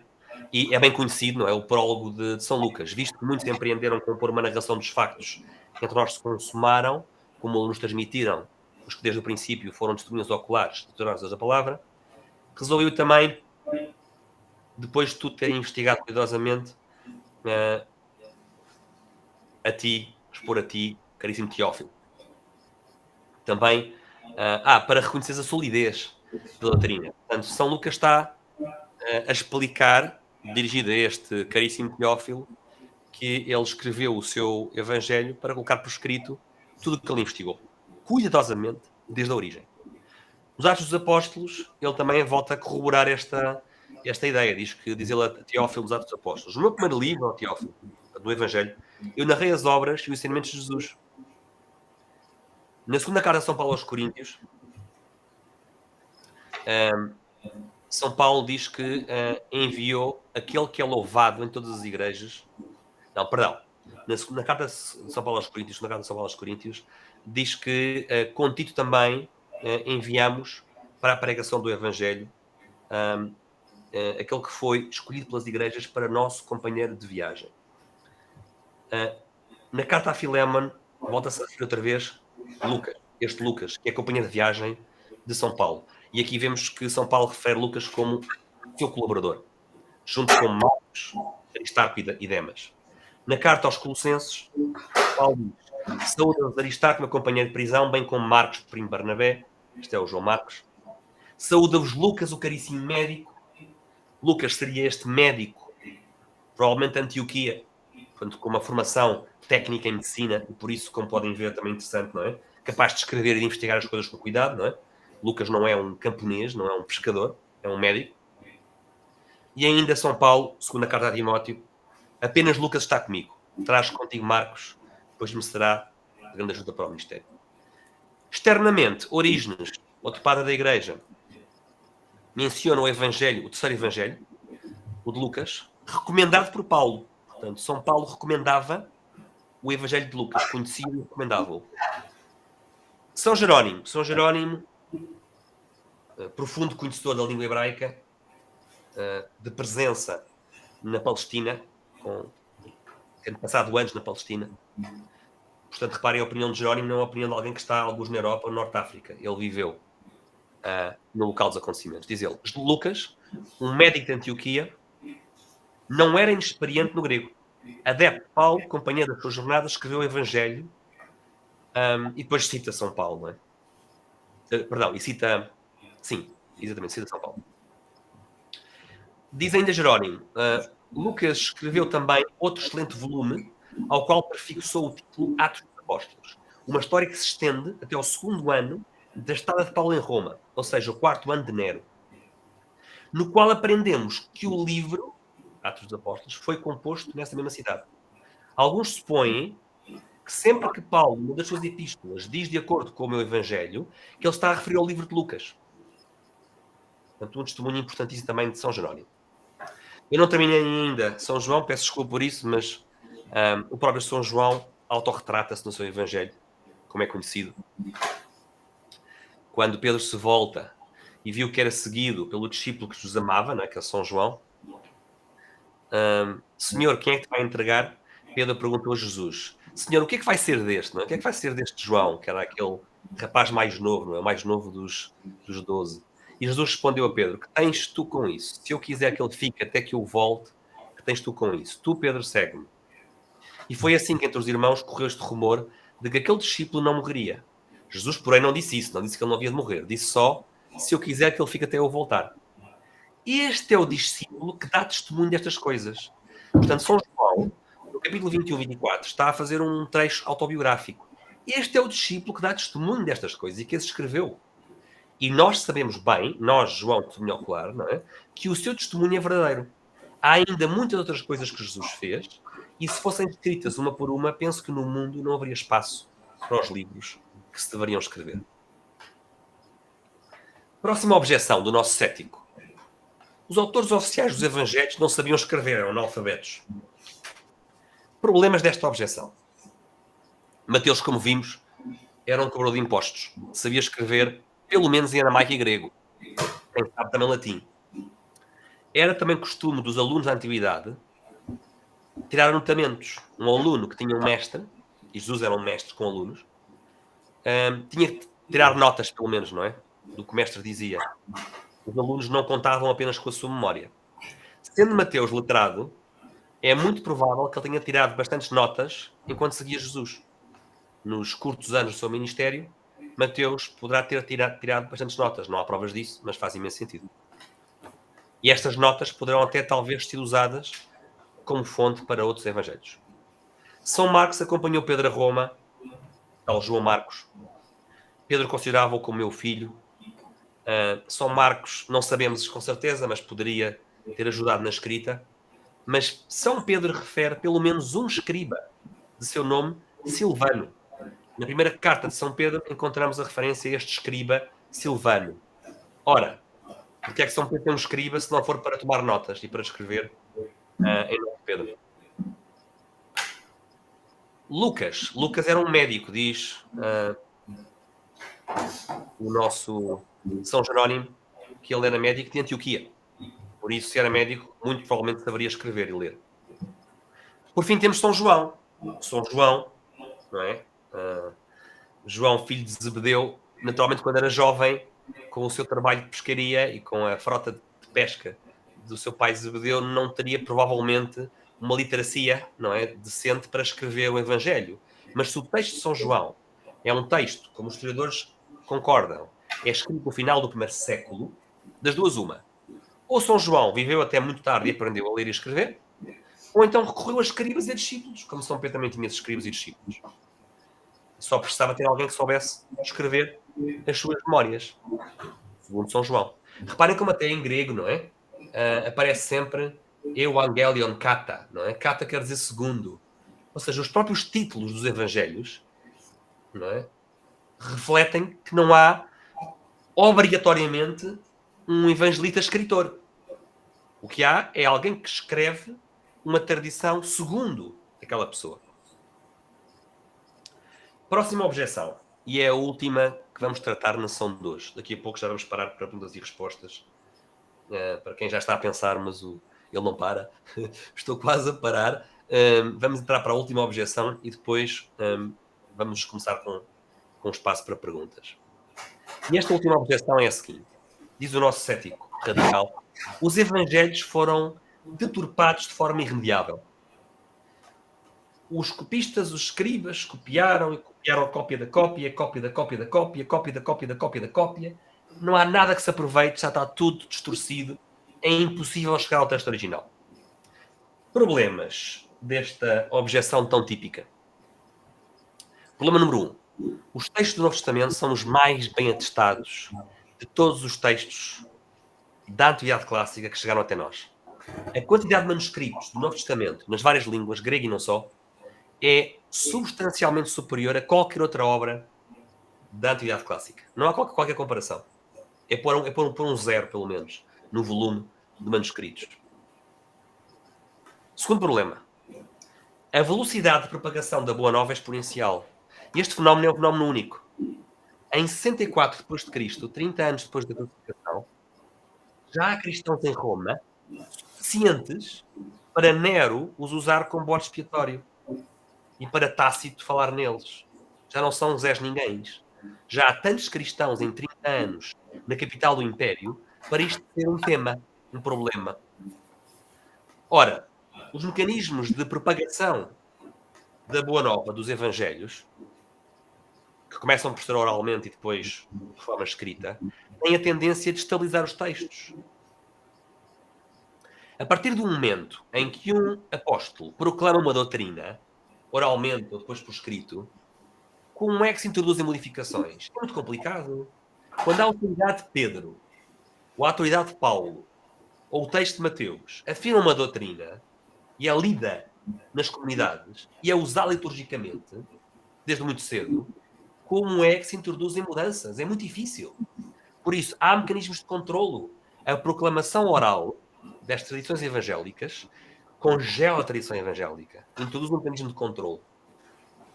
Isto não é o Bernardo que está a dizer, atenção, que eu estou aqui a sintetizar mais uma vez, vou trazer-vos aqui a opinião de alguns historiadores importantes atuais, não é, que dão aulas sobre isto hoje em dia, que não sou eu. Quarta objeção. Os judeus tinham, como muitos povos da Antiguidade Clássica, uma tradição de talento na arte da memória. E há uma importância muito grande da tradição oral, ainda hoje entre os judeus.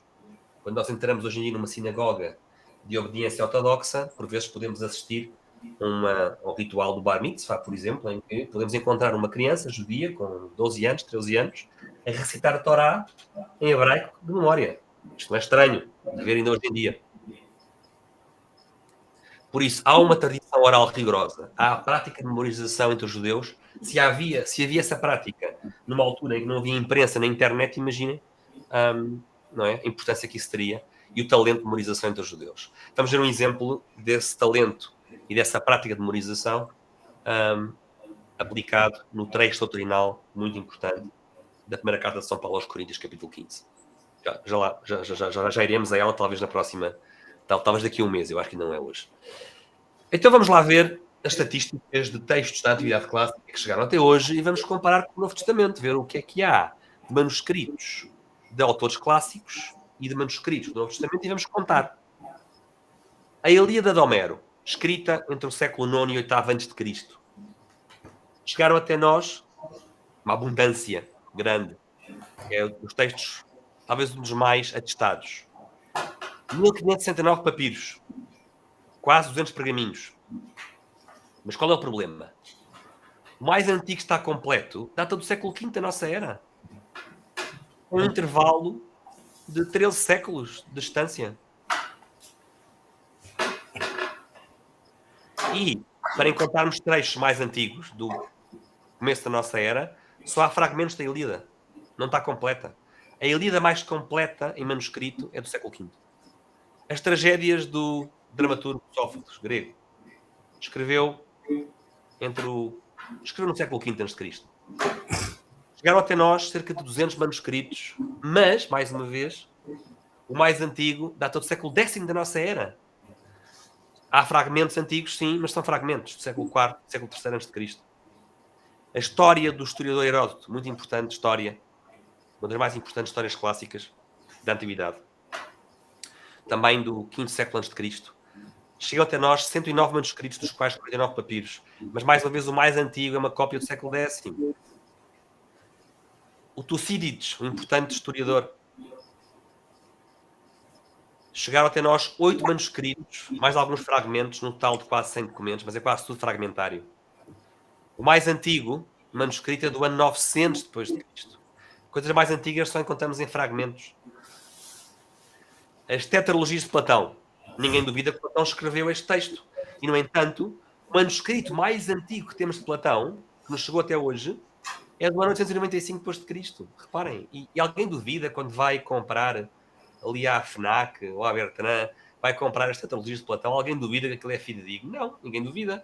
Que foi o Platão que escreveu. Mas por alguma razão estranha, quando se fala do Novo Testamento, a gente se torna hipercética. Bom, há mais exemplos, vou passá-los à frente, mas já perceberam a tendência, não é? Há poucos manuscritos, textos clássicos, e os que chegaram até nós são séculos ou mesmo milénios depois do autor. E, no entanto, nós confiamos neles.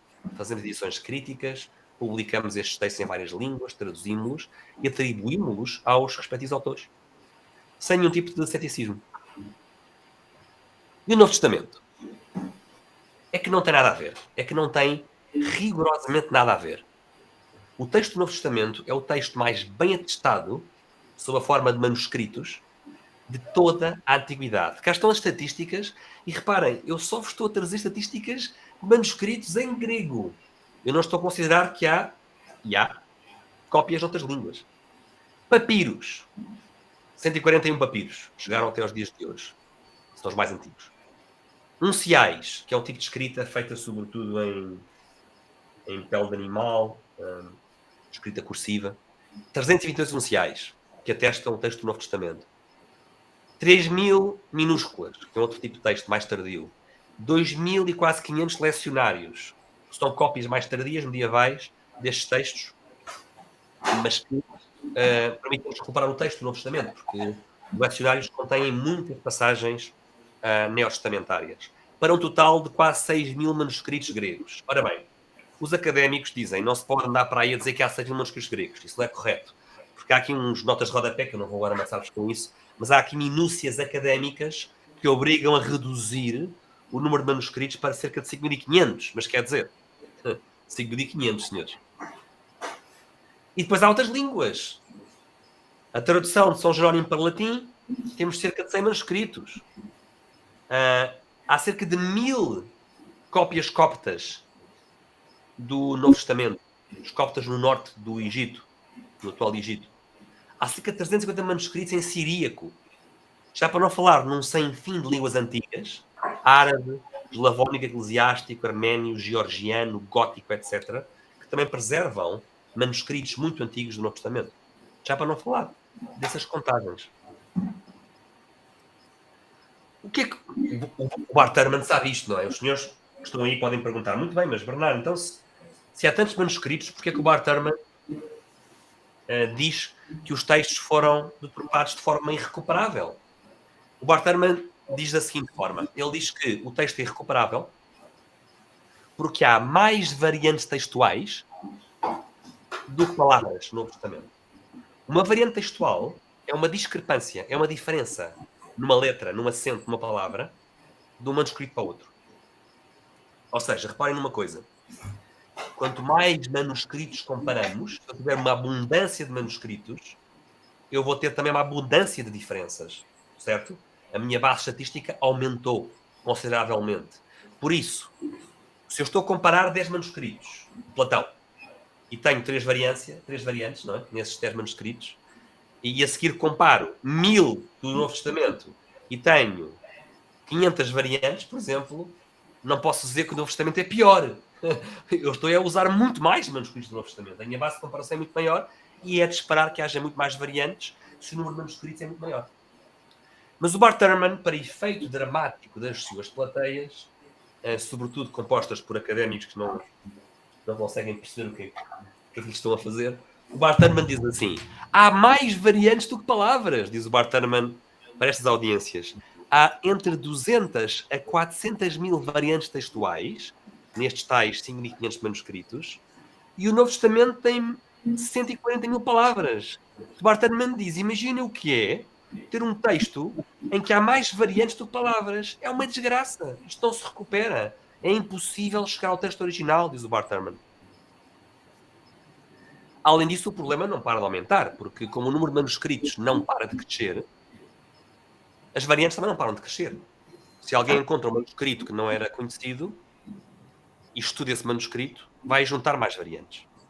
Bom, porquê é que este espalhafato todo das variantes serem mais do que as palavras é uma história mal contada? Porquê? Dizem os académicos que a história está mal contada. Porque a maioria das discrepâncias é inconsequente. Para esta estatística de meio milhão de variantes textuais, em 2019 havia meio milhão de variantes textuais, a maioria delas não tem qualquer consequência relevante para nós. Erros ortográficos. Erros óbvios. Variantes na ortografia. Por exemplo, Ioannes com 2 N ou Ioannes com 1 N, conta. É uma variante textual. A ausência de um artigo definido. Às vezes falta o U ou A no texto. E assim por diante. Outras coisas também são interessantes. Quando se substitui, em alguns textos mais tardios, nos lecionários, substitui-se ele, com E grande, por Jesus, por uma questão pedagógica. Os escribas da antiguidade, quando copiavam estes textos, não copiavam com a nossa mentalidade, não é? Que é uma mentalidade de rigor na cópia, absolutamente escrupulosa e histórica. Havia copistas mais ou menos profissionais, mais ou menos amadores, e há copistas que, ao copiar para um propósito catequético ou pedagógico, para tornar o texto mais legível, em algumas passagens, terão trocado ele por Jesus, por exemplo. Ora bem, isto conta como variante. É consequente? Não, tem zero consequências para a qualidade do texto. Há também correções que são intencionais, em que um escriba corrige o erro ortográfico do escriba anterior. Também isto conta como variante textual. Portanto, daí haver meio milhão de variantes. Além disso, há muitas discrepâncias que são relevantes por serem antigas. Peço desculpa. Há discrepâncias que são relevantes no sentido de alterarem o texto de forma relevante, mas não são historicamente viáveis. O que é que isto quer dizer? Uma discrepância que não é historicamente viável quer dizer que ela surge numa fonte tardia. Eu tenho um texto mais antigo do que essa fonte tardia e, por isso, se eu tenho uma discrepância num texto do século IX, não é viável porque essa discrepância não existe num texto do século III, por exemplo. Há discrepâncias que podem acontecer em fontes antigas e que são viáveis, que também aparecem nos textos antigos, mas se nós limparmos todas as discrepâncias textuais que não têm relevância, ficam aquelas que são relevantes e viáveis. Mais uma vez, são relevantes por serem antigas, são relevantes porque alteram o sentido do texto e são viáveis por serem antigas. Quantas são? Depois de limparmos isto tudo, passamos de meio milhão para 4.000 variantes. Portanto, o que dá dores de cabeça aos historiadores do Novo Testamento não é meio milhão de variantes, é cerca de 4.000 variantes. Cerca de 1% do total de variantes é que leva a debate académico sério. Tudo o resto é ruído pela abundância de manuscritos. Que manuscritos são estes? Temos aqui algumas imagens destes manuscritos. Temos aqui o papiro 46, que datará entre o final do século II e o começo do século III, escrito em papiro. Não há qualquer encadernamento porque os papiros são enrolados. E temos aqui um fragmento.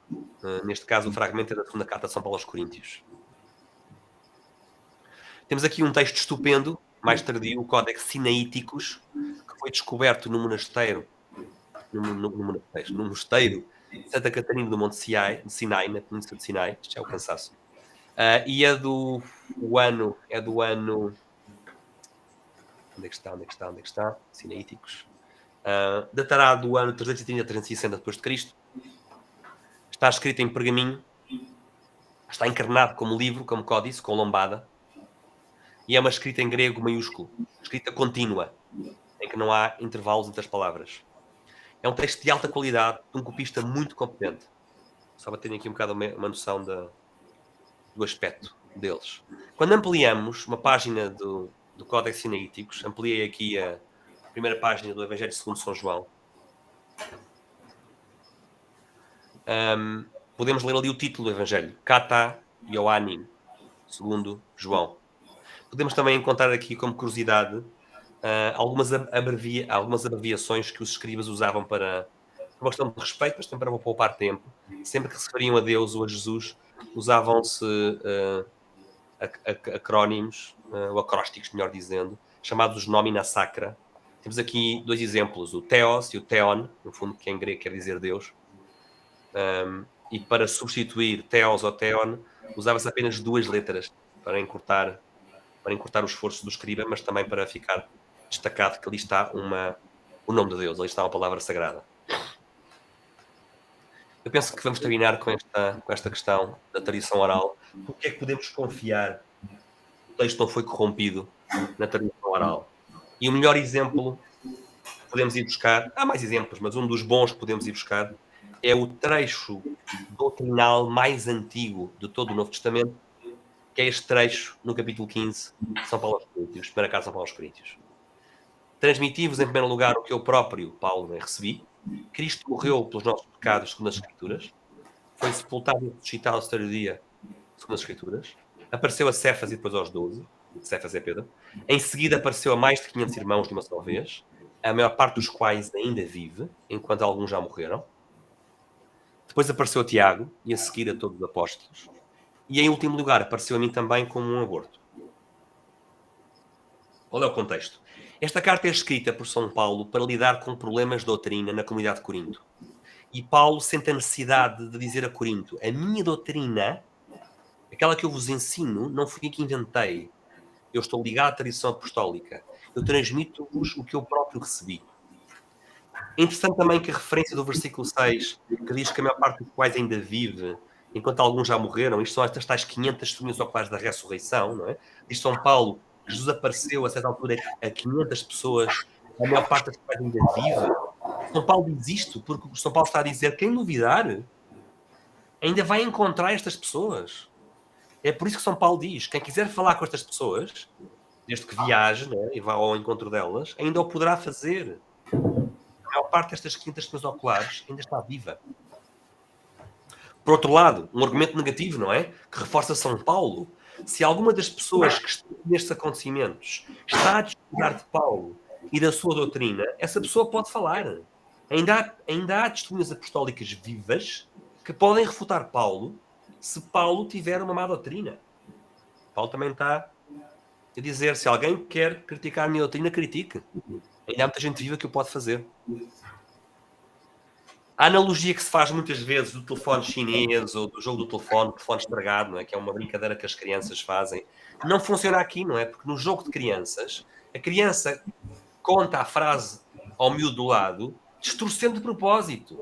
O bartender muitas vezes vai buscar esta analogia do telefone chinês ou do telefone estragado, mas isto não funciona, porque em contexto cristão, ninguém tem interesse, como no jogo de crianças, de destruir a mensagem.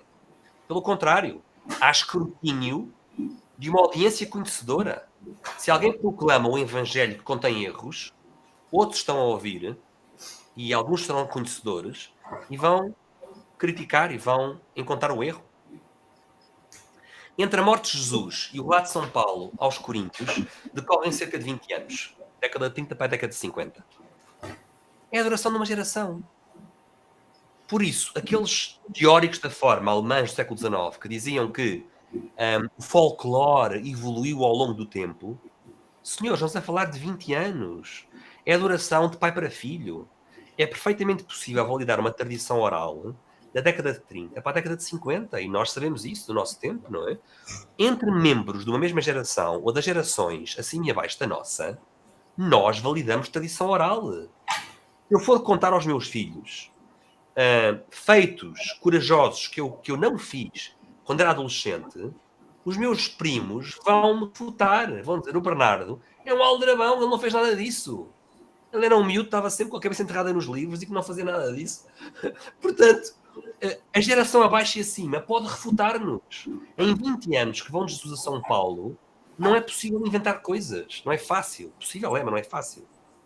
Então São Paulo terá recebido esta doutrina que ele transmite na sua carta aos Coríntios, quando pela primeira vez foi a Jerusalém, no ano 37 depois de Cristo, para falar com Pedro e com João para validar a sua doutrina com os apóstolos.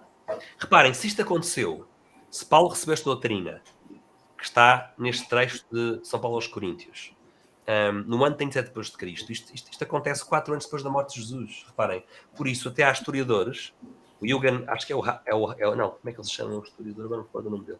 Há um historiador norte-americano que diz que esta passagem que estamos aqui a ler poderá ter surgido oralmente 4 anos depois da morte de Jesus na cruz. Reparem o antigo que isto poderá ser. Além disso, olhando para o grego deste capítulo 15 de São Paulo aos Coríntios, encontramos um padrão nos versículos 3 e 8, naquele trecho que acabámos de ler, encontramos um padrão que é repetitivo, que é rítmico em grego, e que está claramente feito para ser facilmente memorizado. Além disso, também é interessante repararem que neste trecho de São Paulo aparece várias vezes a expressão katatas grafas, que em grego quer dizer segundo as Escrituras. É uma típica expressão que a Bíblia grega, a tradução chamada dos 70, utiliza para transmitir que Jesus cumpriu as Escrituras. São Paulo, ao repetir neste trecho doutrinal katatas grafas, etc., está a frisar que aquilo que Jesus fez estava profetizado no Antigo Testamento. Então vamos aqui ver a estrutura. Esta estrutura desta passagem de São Paulo aos Coríntios tem uma estrutura ABCCBA, ou seja, tem repetição nas pontas e depois tem repetição como se fossem várias camadas de uma cebola, né? Tem repetição simétrica em torno do centro. A palavra ofte apareceu, tem um significado visual, é como o nosso oftalmologista, não é? A nossa palavra óptica, não é? É daqui que vem ofte. Usa-se a palavra ofte 4 vezes para transmitir a ideia de que é uma coisa que se viu com os olhos, visual. Apareceu a Pedro, apareceu aos 12, apareceu a mais de 500 irmãos, apareceu a Tiago, apareceu aos apóstolos. Depois acaba, não é? Fecha com o ofte kamoi, apareceu também a mim, eu, Paulo, um aborto, não é? O último dos últimos. Portanto, há aqui uma estrutura repetida, e agora eu fiz este slide só para vermos a ficar mais claro o padrão rítmico. Portanto, ofte kefa, que é Pedro, apareceu a Pedro, é fechada no final com ofte kamoi, apareceu a mim. Portanto, Paulo retrata-se como o anti-Pedro, não é? O pior dos piores, não é? O último dos discípulos, muito humilde, não é? Portanto, ofte kefa é Pedro a começar, ofte kamoi é Paulo a fechar. Mas no meio temos etatóis e também aparece antes do fim, outra vez repetido o etatóis. E no meio temos peita ofte repetida. Portanto, e além disso, podemos facilmente ir a este trecho de São Paulo e encontrar paralelos com os Atos dos Apóstolos e com o Evangelho de Marcos, por exemplo. Encontramos facilmente todos estes factos. Que Jesus foi morto, foi sepultado, que ressuscitou e que apareceu aos discípulos. Portanto, o trecho de São Paulo também é corroborado com as tradições independentes das cartas de São Paulo, que são os textos dos Evangelhos. E por hoje vou ficar por aqui para não abusar mais da vossa paciência. E muito obrigado. Muito obrigado, Bernardo. Muito interessante. Tens muita informação muito interessante para refletir sobre tudo isto. Eu, se calhar, então, segundo o que tu disseste, deixava a porta aberta para quem quiser fazer alguma pergunta. Quem quiser fazer, se calhar, é preciso aproximar-se aqui do microfone. Eu posso fazer uma questão? Bernardo, está a ouvir? Perfeitamente. Assim, meu nome é Guilherme. A questão que eu coloco, tu colocaste logo no início, que há referências em Flávio Josefo, há referências, diferentes referências da vida de Jesus Cristo em várias cartas que tu mostraste. Mas é uma coisa curiosa que eu sei, não por ter lido, mas por também ter referência de que há esta referência nos próprios textos mais tardios, que são os textos do Corão. Tu tens alguma coisa a respeito dessas referências que existem de Jesus Cristo dentro do Corão?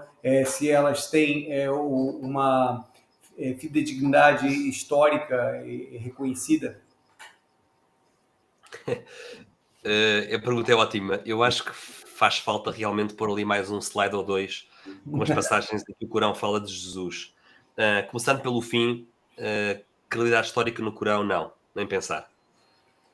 O Corão não tem credibilidade histórica em relação a Jesus, em relação a outras coisas também, mas não vou entrar por aí.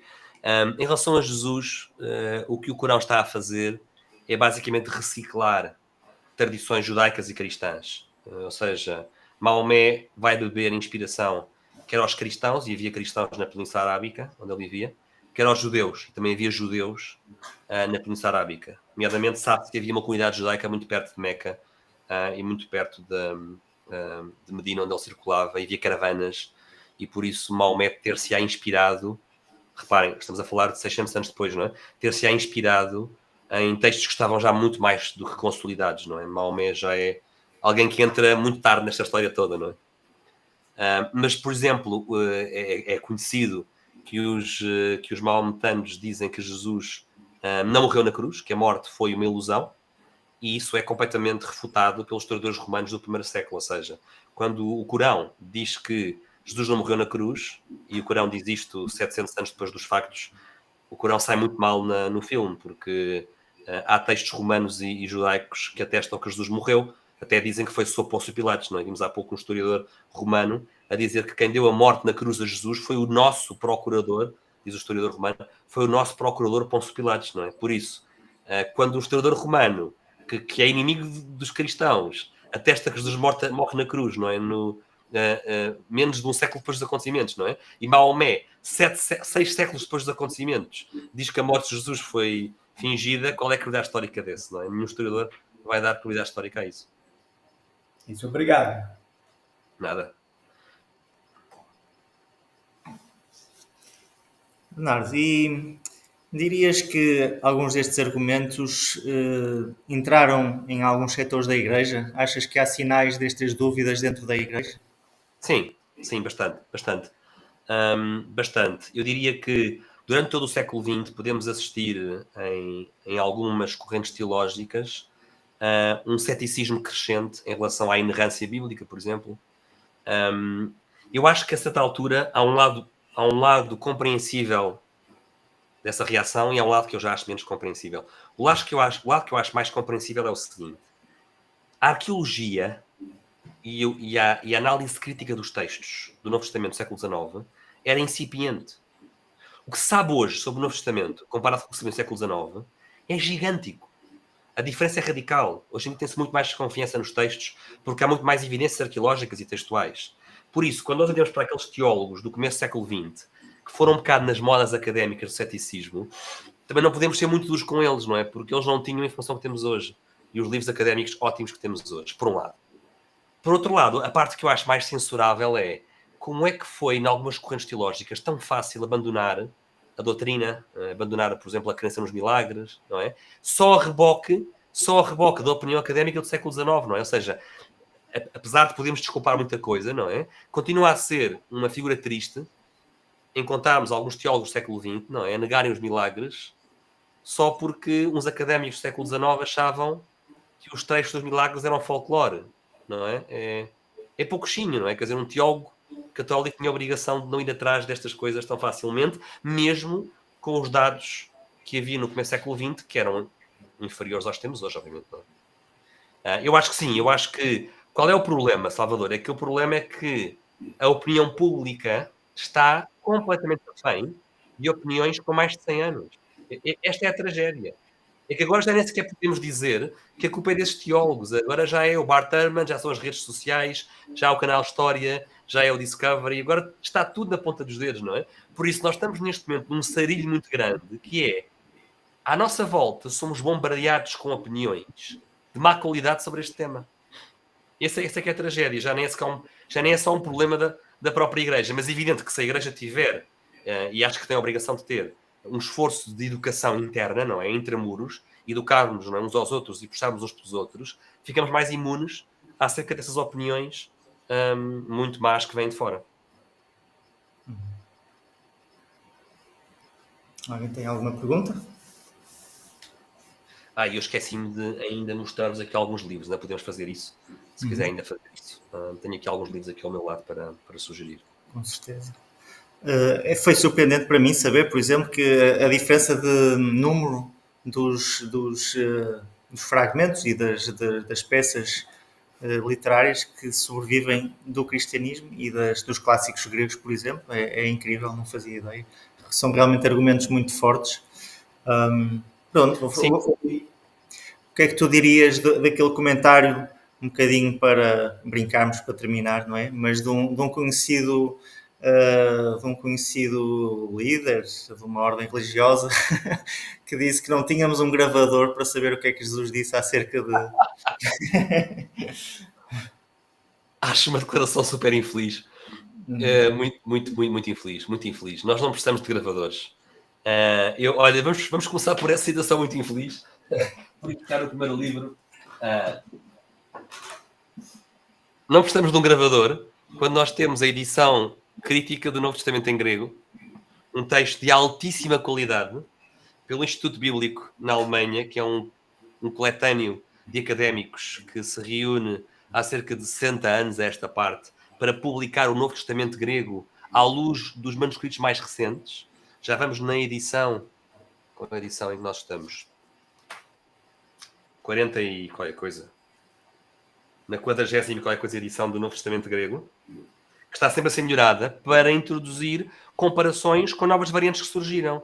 O texto tem uma qualidade enorme. Lendo este texto, nós vemos nas notas de rodapé, neste papiro esta palavra está assim, naquele papiro está assado. Ou seja, quem quiser ler o Novo Testamento, hoje em dia consegue, num formato que é um bocadinho maior do que de bolso, ter acesso às variantes textuais mais importantes e saber, esta palavra em grego está assim, mas naquele manuscrito está assado. E avaliar por si próprio se a diferença é assim tão grave.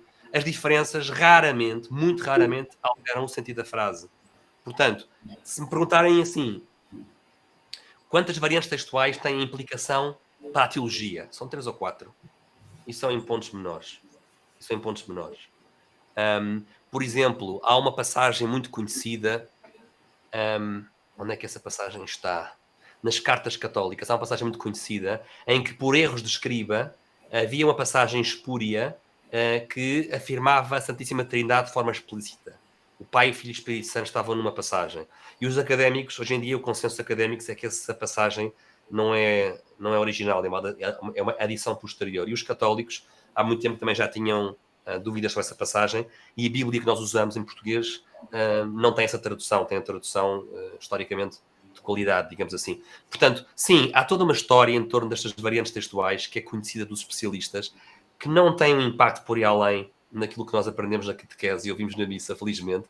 Mas realmente dizer que não havia gravadores é muito infeliz, porque não há em toda a antiguidade clássica nenhum texto com a qualidade do Novo Testamento grego. Não há. Com a qualidade de precisão, de confiança que nos dá de que temos um texto muito perto do original, como o Novo Testamento não existe. Porque senão também temos que ir usar essa boca do gravador para outros acontecimentos históricos. Como é que eu sei que de verdade Júlio César foi apunhalado na escadaria pelos restantes políticos quando é que era? Nos Idos de Março, não me recordo do ano. Porquê que isso é um facto histórico? Porquê que César foi apunhalado, não é? Porque foi filmado. É que não há câmaras lá. Até podemos dizer. Mas estava lá Bruto, não é? Estava lá o seu filho Bruto. Será que Júlio César disse, e tu, Bruto? Será que isso aconteceu? Não estava lá um gravador, não estava lá uma câmara? Centramos um bocadinho neste tipo de discurso. Temos que fazer isto para todos os textos da atividade clássica. E aí temos um serrilho grande. E esse livro, será que podes dar então os dados desse livro? O que eu vou fazer para tornar mais fácil, tenho alguns isso fácil de copiar e colar, depois eu vou-te enviar para ti, Salvador, e depois partilhas, faz-me esse favor. É possível hoje em dia comprar uma série de edições do Novo Testamento em grego. Há umas mais detalhadas, com mais variantes, e outras mais para principiantes. Esta que eu recomendo é para principiantes e é a chamada edição do leitor, Reader's Edition. Porquê? Porque é uma edição com menos páginas, tem muito menos variantes. Eu não sou académico, não preciso das variantes todas, nem pensar nem perto nem disso. E é muito útil porque tem sempre em rodapé as traduções para inglês das palavras gregas mais usadas, o que é super útil para quem não sabe grego, porque ajuda-nos, como nós conhecemos o Novo Testamento em português pelo nosso estudo pessoal, não é mais fácil depois ir aprendendo grego devagarinho, não é? Com esta edição que se chama Reader's Edition, grego e inglês. É muito, muito útil. Do Brand Peter, recomendo vivamente 2 livros dele, da Princípia, que já estão em português. Desculpem, só um. Brand Peter, Jesus e as Raízes Judaicas da Eucaristia. Que segredos encerra a última ceia? O Brand Peter mostra que a Eucaristia tem raízes judaicas muito fundas, o que é super interessante, sobretudo para nós conversarmos com os nossos amigos protestantes. Também trouxe aqui outro livro, não é do Brand Peter, é do N.T. Wright. É um historiador, este é anglicano, é protestante, mas é o grande especialista de São Paulo. E temos aqui o debate sobre São Paulo, questões essenciais para compreender São Paulo. E N.T. Wright é incontornável sobre São Paulo. Um livro para oferecer aos amigos, fininho, tem 130 páginas. O resto é notas de rodapé, 130 páginas. Can We Trust the Gospels? Do britânico Peter J. Williams. Há muita coisa boa feita por protestantes acerca da qualidade dos textos do Novo Testamento. Naturalmente, cuidado ao ler um livro protestante, se ele tiver também a comentar a teologia, aí temos de ter cuidado, não é? Mas os protestantes têm coisas muito boas acerca da qualidade histórica do Novo Testamento. Peter J. Williams. YouTube, já agora. Vídeos do Peter J. Williams, há muitos e bons. Vídeos do Brand Peter, também há muitos e bons. Mas o melhor livro que eu posso recomendar em inglês e que cobre grande parte do que eu aqui falei de forma muito bem explicada e muito clara é o livro do Brand Peter, The Case for Jesus, que infelizmente ainda não está traduzido a português. The Case for Jesus. Peço desculpa, por acaso eu não sei se não está em português do Brasil. Vou fazer uma pesquisa rápida já agora, já vos digo. Porque nós estamos sempre a pensar no português de Portugal, mas há muito mais leitores no Brasil. E há muita coisa boa que já está em português, mas às vezes é complicado em importar. Amazon no Brasil nem sempre é fácil pôr as coisas. É verdade. Muito bem, Bernardo. Enquanto faz essa pesquisa, queria agradecer muito por esta sessão fantástica e aguardamos Existe, sim, senhor. Muita expectativa pela próxima. E muito obrigado. Sim, estes são os livros que eu gostava de partilhar convosco para já. Depois, na próxima sessão, temos tempo de falar mais sobre livros. Resta-me agradecer a vossa paciência. Vou fazer chegar ao Salvador estas dicas todas e até à próxima sessão que vamos combinar alguns para outubro, não é, Salvador? Sim, princípio de outubro, primeira quarta-feira de outubro, sim. Não me lembro se é dia 4, acho que é dia 4. Pronto. Quem quiser os slides, quem tiver dúvidas, não hesite. Usar o meu e-mail, usar o meu número de WhatsApp, tem todo o gosto em partilhar estes materiais todos. Está bem.